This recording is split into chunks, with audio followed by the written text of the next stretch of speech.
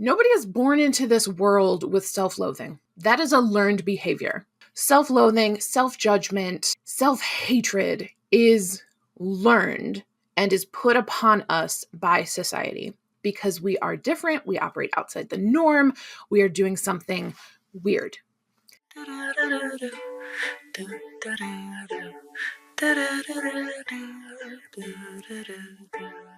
Hello, sunshine, and welcome to the latest episode of the Neurodivergent Creative Podcast, the podcast for neurodivergent creatives. Maybe one day I'll have a better opening line than that, but for now I'm pretty happy with it. So today we are talking about worthiness and self-love, and the fact that if you have a low concept of self-worth, that is not your fault. It is a failure of society and a product of how we were raised. So I am a millennial. I was born in the late 80s, grew up in the 90s, got my first cell phone in high school, and it was a flip phone, and we had to pay 10 cents per text message.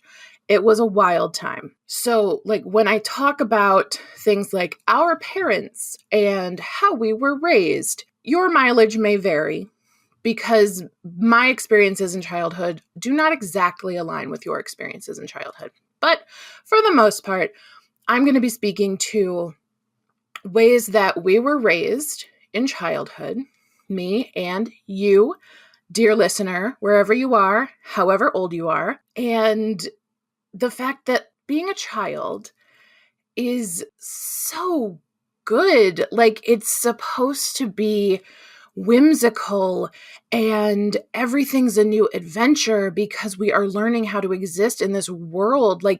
When you're born, you don't have any preconceived notions of credit scores or careers or anything that you're supposed to do other than get your needs met. And then as we grow, we become more and more creative and passionate, and we get interests, and we love to make people smile and laugh. And then at some point, the whimsy starts to get discouraged. We hit a point, and for some people, it is kind of early childhood, maybe right when you start school, kindergarten around age 5.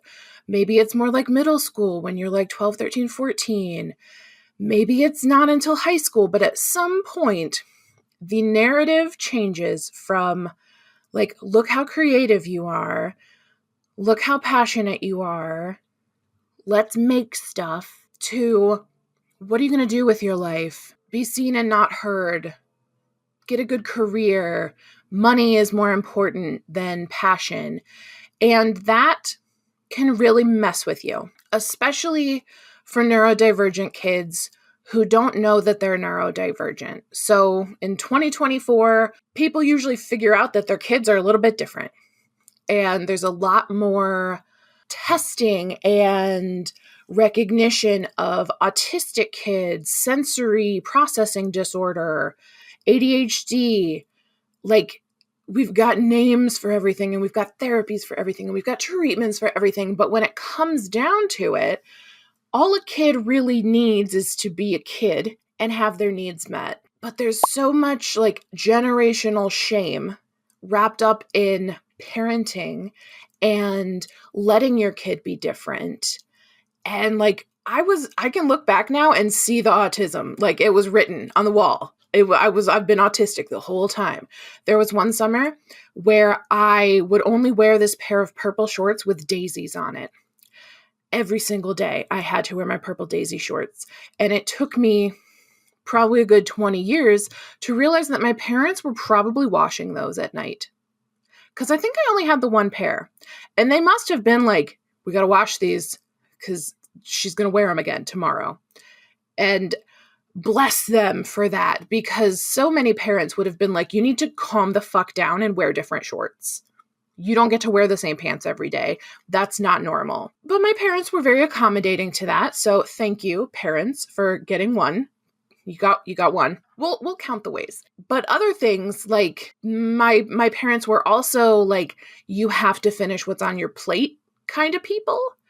And even if I was having a really bad, gaggy sensory experience with food, which I now know that I don't really like raw vegetables because of like the fresh chlorophyll-y green flavor of like a bell pepper is too much for me. Like it's too much of a sensory experience. But like stuffed peppers, baked, roasted, sautéed, I like peppers in stuff. And yet it was like you're being a bad, disobedient kid because you won't eat green peppers in a salad. And I had no idea about sensory issues or like anything. So I have like these memories of being 12 years old and my mom made us eat salad because we were too fat. So we had to go on diets. And like I didn't have any language for how to explain why green peppers were making me gag so much and why I didn't want to eat that salad. And also like huge ass chunks of carrots. Big ass chunks of carrots are not for salads. Little tiny shreddy carrots are acceptable in salads. Meanwhile, if you roast some carrots, throw some balsamic vinegar on those, I will eat a pound of carrots.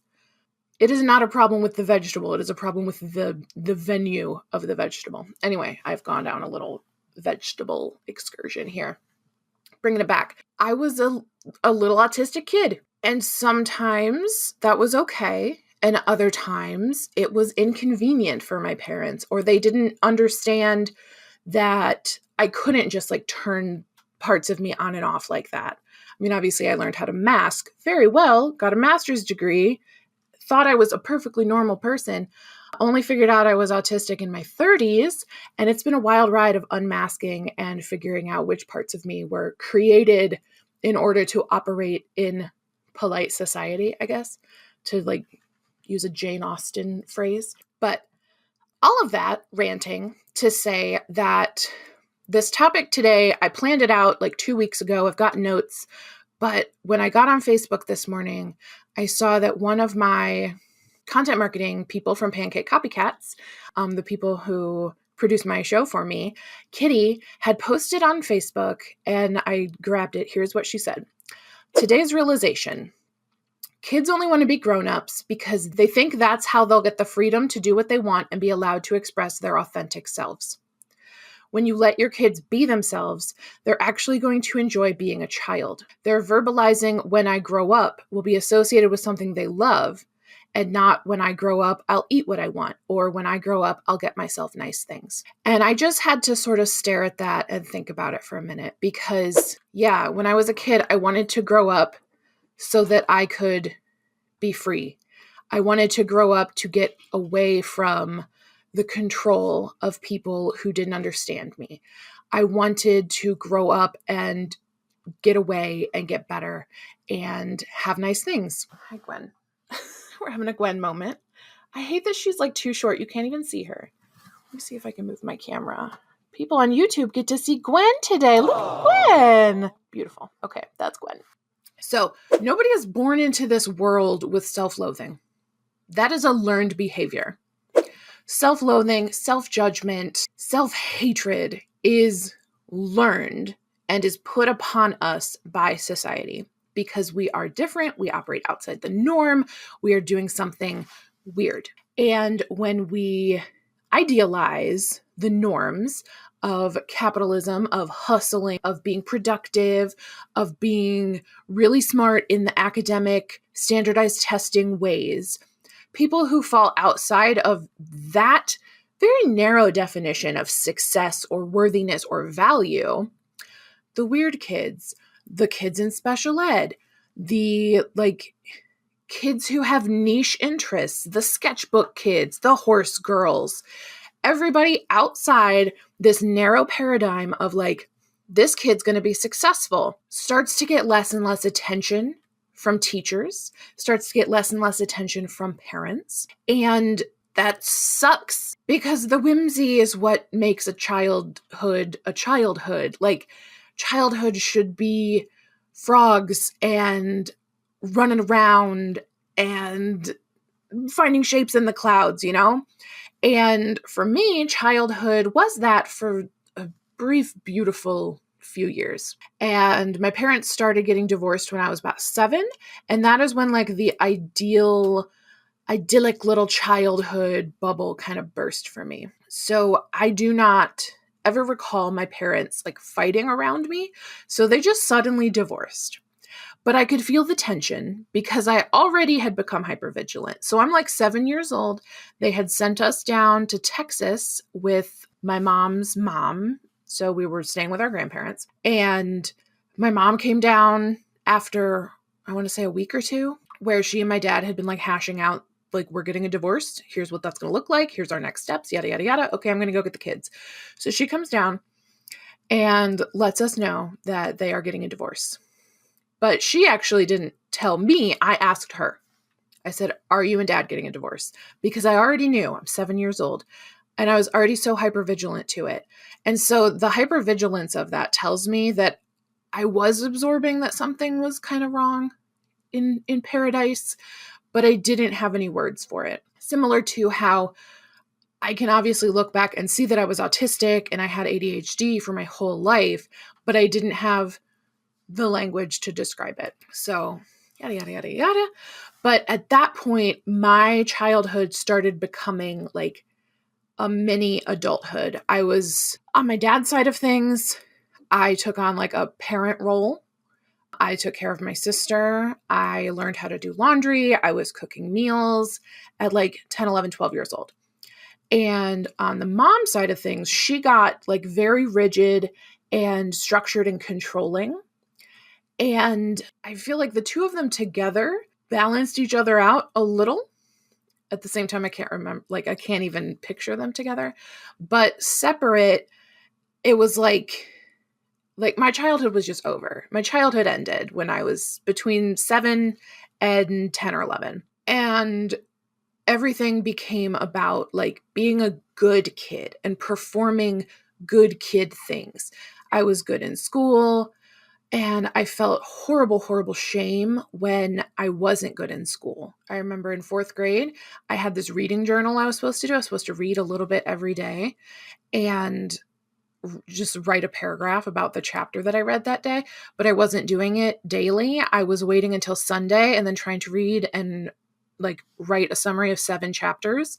And I remember crying at the kitchen table and my dad trying to help me. But like what I really needed was for him to help me do it every day, not for him to just be like, oh, why are you crying? Like he wasn't even aware of what my homework was. But like I started associating my academic performance with how I received love from my parents. And I started associating doing well in school with receiving love and support from my teachers. And like when you're a kid and you're feeling unloved, you're going to look for love. And I really was feeling unloved. I was scared. I was confused. Like my home life was in chaos. There was one time that my mom got into our house through a window and took the furniture, which was owed her in the divorce. But my dad was like, not letting her in to get it. And I really wish that he had, because then I wouldn't have come home to an empty house with no furniture. Like our beds were gone, dressers were gone, like the furniture was gone. That's traumatizing, especially when like your parent then just like blames the other parent and like goes off on a tear about it. So my whole point about all of this fun childhood trauma stories is that we start to seek love from other people by abandoning ourselves. And this typically happens in childhood because when we have like a very securely attached childhood, by the time we make it to adulthood, if somebody starts like pressing on those kind of like abuse buttons, like manipulation, gaslighting, trying to like get us to perform within their standards in order to like maintain a relationship, we're going to see that as very toxic and be like, I have no time for this. Goodbye. But when you were raised in such a way that like your value got turned into what you could do for other people and how well you performed, we will seek validation of our worth in anybody who will offer us validation. And so that often ends up as like low self-worth, low self-love, and a really low opinion of ourselves, like low self-esteem. It just is. Like, I know self-esteem is kind of a buzzword. Like, my self-esteem is high, my self-esteem is low. But really, the self-esteem is like the esteem in which you hold yourself. And if you think that you're only valuable when somebody else is valuing you, that's low self-esteem. Other people give you that esteem. So let's not teach our children this, okay? Like, survival mode, tough love, this kind of like the world's not fair, and so I, as your parent, will teach you that the world is not fair. That is so damaging to a child's sense of self-worth, which is made even worse when your child is neurodivergent, because the world is already set up for the neurotypical child. The world is set up for white boys. Like, that's who gets diagnosed most easily with autism and ADHD, is white boys, because even neurodivergence and like the diagnostic process and the treatments, even that is designed for white male patients. And so who gets overlooked? Students of color, female students, gender nonconforming students. And then who ends up with low self-worth and low self-esteem and a low sense of like worthiness and value is all those kids who are already on the margins. So like, shit, right? Like, can we see how this becomes a huge problem? And also, it is not your fault. Like, you didn't wake up one day. You weren't born somebody with low self-worth. Babies have no intrinsic idea of self-worth. Babies become toddlers, become preschoolers, become school-aged children, become tweens, teens, and young adults. And it is the job of the adults around us to teach us everyone is intrinsically worthy. Everyone is intrinsically lovable. Everyone is inherently creative and passionate. And those are the things that will always bring you back to yourself. When we don't get taught that, we have to learn it as adults. And so I am going to tell you right now, your passion, your talents, your creative impulses, those are how you find your way back to yourself and your self-worth. And if your art is cringy, that's great. That means that you're not doing it for other people. That means that you're doing something on your terms. When your writing is juvenile or childish, that's healing. A lot of my clients, when I work with them on writing, they are worried that they're not writing something mature enough, or maybe they're writing something too mature.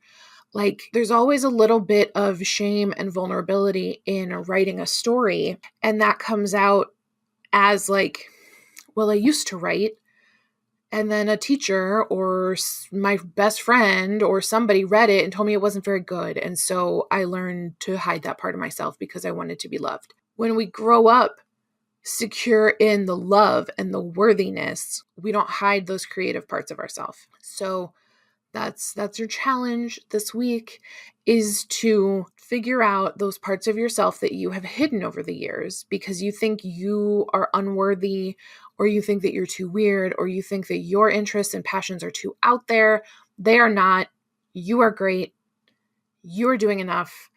You are a freaking amazing human being. And so what you have to do is then find the evidence that you are capable and you are worthy and you are valuable and you are inherently creative, and that your self-worth does not come from anybody else deeming you worthy. It comes from you being a human person. So how do we find that evidence? You document your wins. Let yourself think back any creative or personal achievement, anything that you've ever been proud of, write it down on a list. It doesn't matter how silly it is.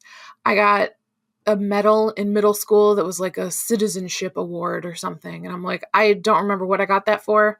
Probably just for being a great student, but that counts. It made me really proud. I was recognized, and that was awesome.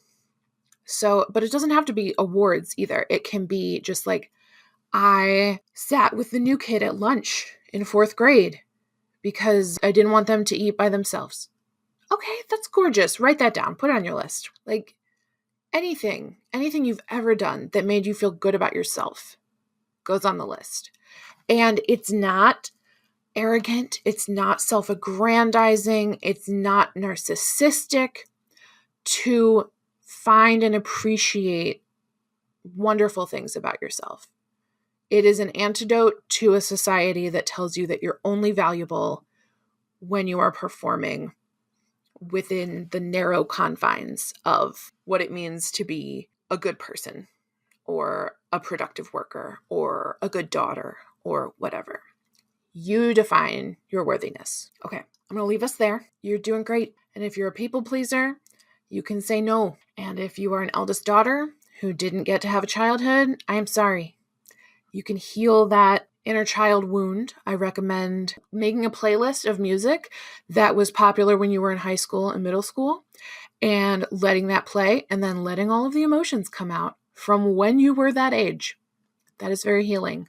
I've been listening to a lot of Avril Lavigne. If you are interested in healing sort of childhood and eldest daughter wounds, I have a free private podcast called The Eldest Daughter Sessions. And that is a private podcast that I did where I gave free coaching sessions to eldest daughters and people pleasers.